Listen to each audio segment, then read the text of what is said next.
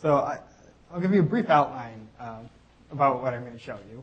And so I'm going to start by just introducing a couple new tools that I've been using to study money and politics.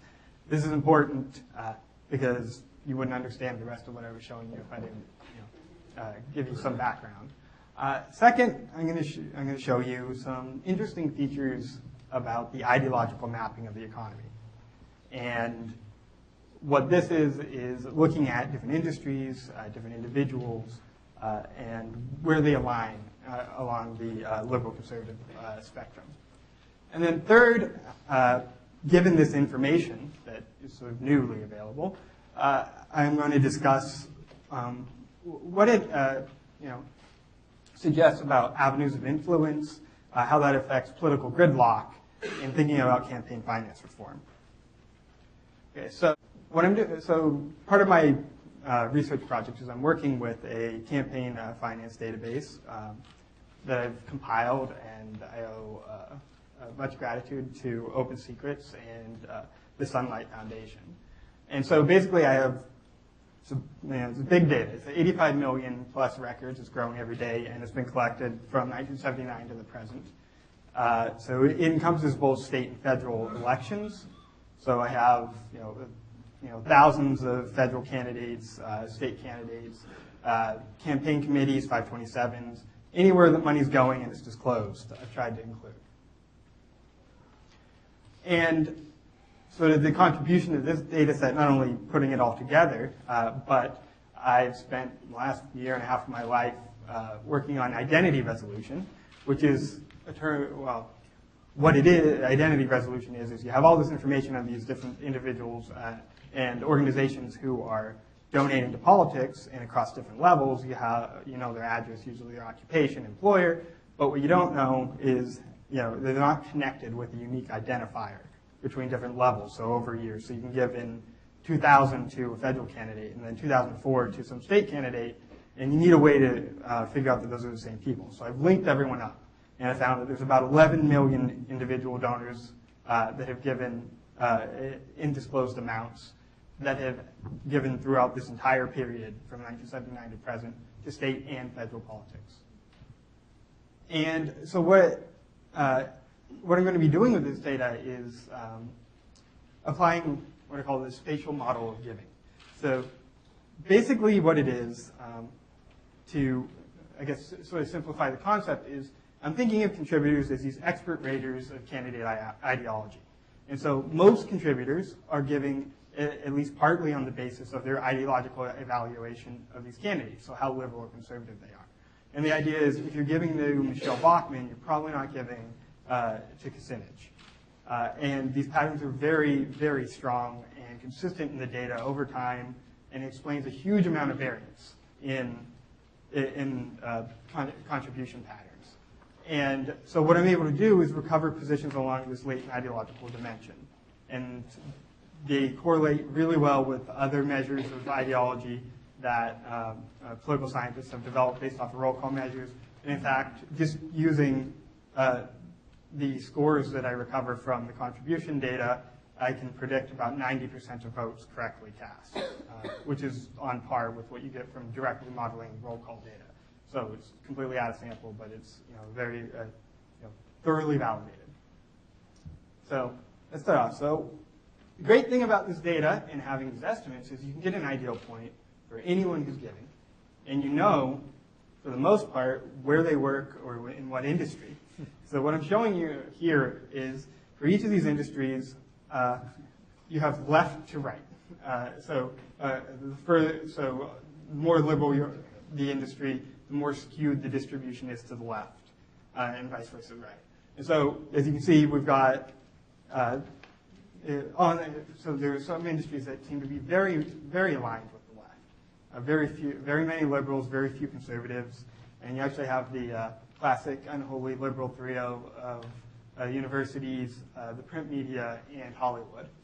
And the newcomer to this is online computer services. You can insert Silicon Valley there.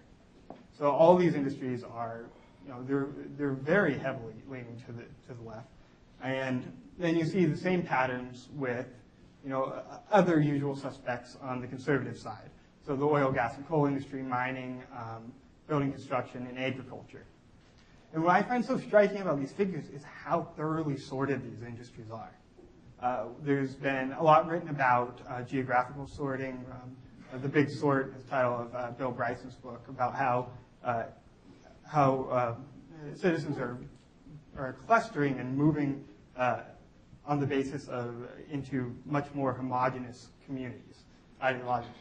But I think the patterns are even stronger that we've seen within industries. And so, there's a lot of structure, to put it one way, that ideology is imposing on the economy and what industries are going to pursue in their engagements in politics. Now, here's actually a little bit of myth busting. So I got to explain what this picture is showing you. But so the red line up top, is the mean Republican candidate for each of these given election cycles. So the average ideal point, so how conservative they are. So the higher up on the scale, the y-axis is more conservative, and further down you are, the more liberal you are. And so the blue line then is the mean Democratic candidate. So you can see the party is polarizing. Now, what's I think cool about this image is that black line in the center is based off of the total amounts given. So I'm constructing an ideological estimate for any employee of the 30 Dow Jones industrial average component firms. So these are 30 of the major corporations in the United States, the largest ones out there. And what you're seeing is, so back in 1980, it was basically they were out where the Republican Party is. And over time, their giving patterns among the individuals have been gradually moving to the left.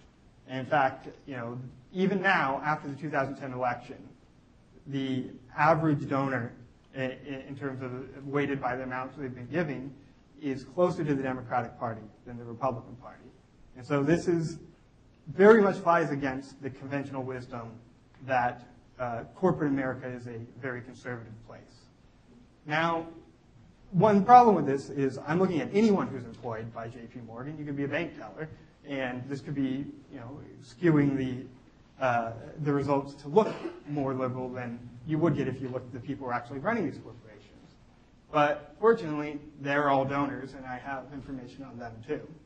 And so what this is I'm looking at the corporate boards of a subsample of major corporations. And so each of those dots represents a board member. The black dots represent the CEOs. The triangle is the median of the boards. And then those X's where they exist are the position of the corporate PAC. And so this, again, is not quite what I think most people would expect. These are a lot of major corporations, and you get a lot of ideological diversity among most of them. These are very bipartisan institutions. This is one way to think about it. There's a very small percentage of these corporations that tend to be really skewed to the left or the right, or you could think of as aligned. And so up on the top there, you can see Massey Energy, so the coal mining corporation for the most part. They don't have any liberals on their board.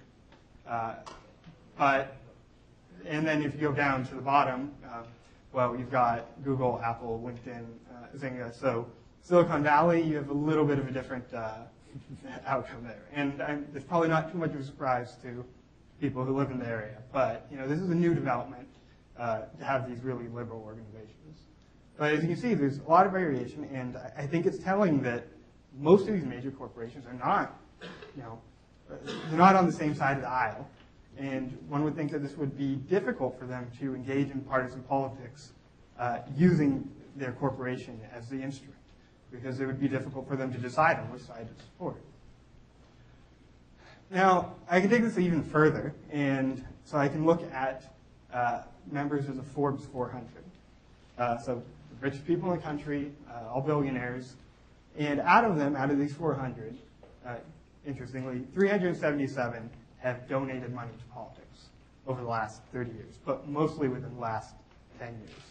And the total amount donated by these 400 people is 458 million, which is a tidy sum, and this is to state and federal politics. The mean amount is 1.2 million, and the median, which I think is more telling, so even like the average, the middle of the group is giving $355,000. Has given that much. That's, you know, there's a lot of money being given from this small group of donors, and this extends across most very wealthy individuals. Their giving rates are through the roof. I mean, you would barely expect this many lobbyists to be giving at that rate. And what's really interesting, so again, there's this notion out there that billionaires are very heavily skewed to the right. And the data just does not show that. So they do lean a little bit more to the right than the left. So what we have here is that the blue distribution is Democratic candidates, and the red is Republican candidates, and then the darker distribution shows you the ideological distribution of members of the Forbes 400. And there's a few things to take away from this. One, yeah, there's a little bit more lean to the right. That's true, but it's pretty balanced on the whole. And another thing to point out is you see that bump in the center there, and the fact that these ideal points or the estimates of their ideology tend to be within the interior of the party means. And this is not true of most donors at large. There seems to be a preference among the wealthiest individuals to support more centrist candidates as opposed to the extremists. And I'll get to why that might be the case in a moment. But I actually find this to be an interesting analysis. So what I looked at was, so I just basically wanted to see if I could predict the political ideology of the Fortune 400 members based off of information that Forbes reports about them. So you know their industry, interesting whether they were a self-made billionaire or they inherited most of their money or their industry or their corporation, and their age. And what you get from this, so I think this is sort of interesting. Self-made billionaires, they're significantly, statistically significantly more likely to be liberal. So if you're self-made and billionaire, on average, you're more liberal than one who is not self-made. That's interesting, I think. And industry-wise, you can see, so the media, right? So billionaires who made the money in the media tend to be more liberal, and those who made money in the gas and coal industry tend to be more conservative. And so I think both the graph I showed you about the boards and this graph here sort of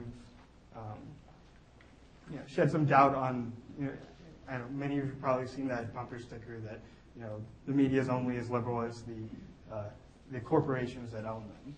Well, I mean, they're only as conservative, and they're actually quite liberal, the people who own these corporations too. But I think the most important thing to get out of this is I split this up, these effects up into different generational groups. So you have so the baseline category is anyone who's older than baby boomers. But as you can see, as you go down, so the boomers then are younger than the baseline category, and they tend to be to the left of them.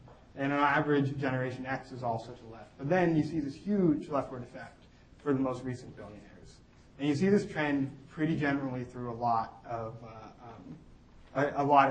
through the measures of corporations in general. That the overall trend into the future is not that corporations or the corporate America will be seen as a really conservative place, but more so as a more liberal place. And this is partly because of changes in how you make money, in what industries are profitable. But it'd be interesting to see whether this trend continues. Now, given what I've shown you, I'd like you to think a little bit about, bring you back to last summer and what was, the rather ridiculous debt ceiling debate that we saw in Congress. And think about it in terms of what different sides wanted. And so the point I want to bring up here is, so we had probably the prime instance of political gridlock. And there was a lot of concern over whether Congress was going to get its act together. And some of the groups that were most concerned about this were the corporations themselves. And they had, the business associations had issued a lot of statements saying, stop squabbling, at least, pass something. This is ridiculous. They were putting pressure on Congress to get things through. And I think the most telling public statement we saw was by Howard Schultz, the CEO of Starbucks, who came up with this plan that he would get CEOs and corporate leaders to sign this document that would say that they would stop giving to politicians until they came back and started acting reasonably. And so as a group of what he perceived as like more moderate corporate leaders, that their strategy then would be to stop giving altogether. Now, you could think this is probably a very poorly thought out strategy, because if you want Congress to come back to the center, the way to do it is probably not to hope to draw them back, but rather to start funding moderates who are startup candidates. And this is what Mike Bloomberg does. But I think why that anecdote sort of, I find that sort of useful is that this is sort of the paradigm that corporations have engaged in terms of influencing politics. Generally, they are not concerned about winning elections or subverting elections because that's not the strategy. What they want to do is get policies implemented, and they think that they can work with either side of the aisle. And now, so you can think of avenues of influence in this way. So you can think of, okay, so you could be, you can influence Congress in a couple ways, but this is very simplified version of how you could do so. But on the one hand, you could do as the part of the flow chart shows on the bottom, through selection of candidates. And this usually operates, you can provide startup funds to people who are just getting their campaigns up and running, spending money on competitive races, independent advertising. And this is all money is going into elections, which then feed candidates into Congress. Now, on top, you can also just directly go to Congress and try to influence it through lobbying, access seeking, sort of subsidizing the type of legislators you like. And I'm going to show you that there's a lot of evidence that corporations are almost entirely engaged in the influence part of the game and not so concerned about the elections part. And what this leaves open is it becomes problematic because the people who do engage in the elections part, that fund these campaigns, tend to be much more ideological. And so what we're getting is increasingly polarized candidates coming out of the elections. And it's not because corporations are doing it. And this is sort of how I know why, that it isn't. So we just heard earlier that federal lobbying comprises a much larger percentage of corporate expenditures on politics, and this is definitely true. It's actually about a 10-to-1 ratio, and you can see this has been growing. And so you can see corporations also spend, on occasion, spend quite a few $1 million on ballot campaigns. They give money to state elections. Federal PACs are only about $400 billion. And if you're wondering where all that all those independent expenditures are post Citizens United, well, you have to look very, very closely down and see that little purple bar there. It's about 15.5 million of recorded and disclosed. And so and just to be clear, some of this could be going through nonprofits and being funneled. But even if you added that in, the most liberal estimate of how much they would be spending on this type of activity during the 2010 election was about 200 million. And it's highly unlikely that it was much more than 30 to 50. And so what this really shows you is the ways that they're engaging in politics. They're not trying, corporations generally do not want to get engaged in partisan fights. They do much better by lobbying and getting tax cuts. But here's another way to look at this. Where do corporate PACs give their money? So on the bar on the right over there is corporate industry PACs. You see the vast majority of it is going to incumbents. And this is consistent with what I was showing you before. And when they do to give to non-incumbents, they're giving to ones that are almost certainly likely to win. They're waiting it out, giving to districts where usually in open seat races where either the Republican or the Democrat is almost assuredly going to win. They throw very little money at candidates that don't show up in Congress.